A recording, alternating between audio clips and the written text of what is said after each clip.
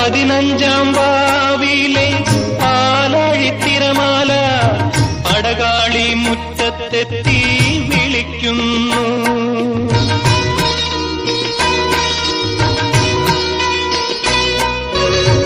15 വാവിലെ പാലാഴിത്തിരമാല പടകാളി മുറ്റത്തെത്തി വിളിക്കുന്നു. പുളിയിലക്കരമുണ്ട് പുതച്ചാട്ടെ നിന്റെ സഖിമാരെ ഉണർത്താതെ വന്നാട്ടെ വന്നാട്ടെ.